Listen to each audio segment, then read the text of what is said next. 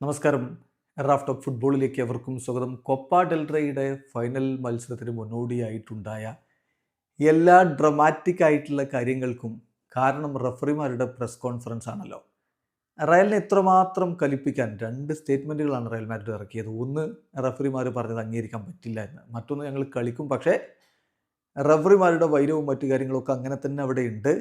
ഞങ്ങൾ ആരാധകർക്ക് വേണ്ടി, അതായത് ഒരുപാട് പേര് ഓൾറെഡി സെവിയിൽ എത്തിയവരുണ്ട്, പിന്നെ ലോകം മുഴുവനും കാത്തിരിക്കുന്ന കളിയാണ്, അപ്പോൾ അതുകൊണ്ട് ഫുട്ബോളിൻ്റെ മൂല്യം ഉയർത്തിപ്പിടിച്ചുകൊണ്ട് കളിക്കുകയാണെന്ന് പറഞ്ഞുകൊണ്ട് രണ്ടാമത്തെ സ്റ്റേറ്റ്മെൻറ്റ് ഇറക്കിയിട്ടുണ്ട്. Real Madrid official press conference ബഹിഷ്കരിച്ചു.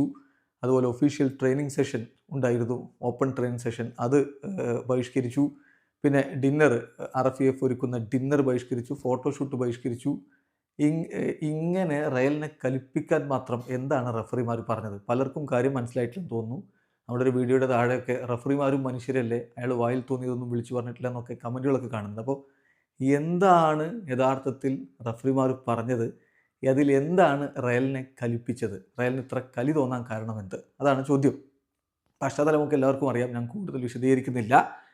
ഈ റഫറി, അതായത് ഇന്നത്തെ ഫൈനൽ നിയന്ത്രിക്കുന്ന റഫറി റിക്കാർഡോ ഡി ബർഗാസ്, റയലിൻ്റെ കളി നിയന്ത്രിച്ചപ്പോൾ ഉണ്ടായിട്ടുള്ള തെറ്റുകൾ ചൂണ്ടിക്കാണിച്ചുകൊണ്ട് റയൽ മാഡ്രിഡ് TV ഒരു വീഡിയോ ചെയ്തിട്ടുണ്ടായിരുന്നു.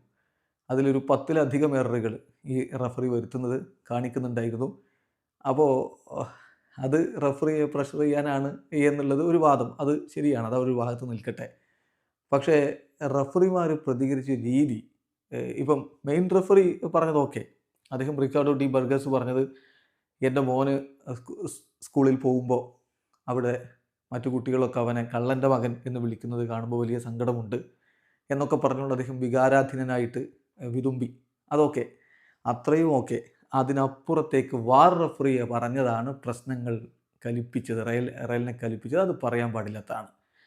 ഗോൺസാലോ ഫ്യൂർട്ടെ എന്ന വാർ റഫറി മൈക്കിന് മുന്നിൽ നിന്നുകൊണ്ട് പറഞ്ഞു, ഞങ്ങൾ മുമ്പെന്നതിനേക്കാളും കൂടുതൽ ഇപ്പോൾ മെദിന കാൻഡലയോട് ചേർന്ന് നിൽക്കുകയാണ്.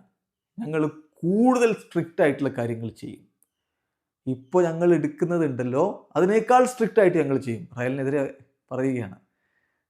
ഇപ്പോൾ അത് റയൽ ഓൾറെഡി RMTVയിലൂടെ പറയുന്നുണ്ടല്ലോ തെറ്റായിട്ടുള്ള തീരുമാനങ്ങളും മറ്റും വന്നു എന്നൊക്കെ പറഞ്ഞുകൊണ്ട്. അപ്പോൾ ഇനിയും കടുപ്പിക്കുമെന്ന് പറയുകയാണ് അയാൾ.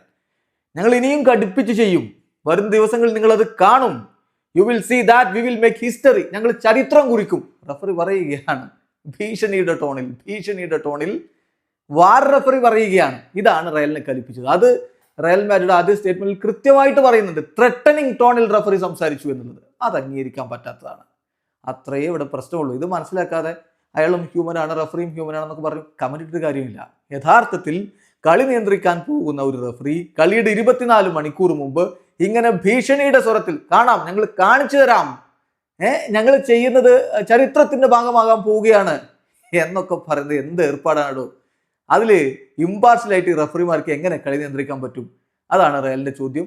അത് തന്നെയാണ് അതിലെ പ്രധാനപ്പെട്ട ചോദ്യം. വീഡിയോ അവസാനിക്കുന്നു. ഫുട്ബോൾ ലോകത്തെ കൂടുതൽ വിശേഷങ്ങളുമായി റാഫ് ടോക്സ് എത്താം.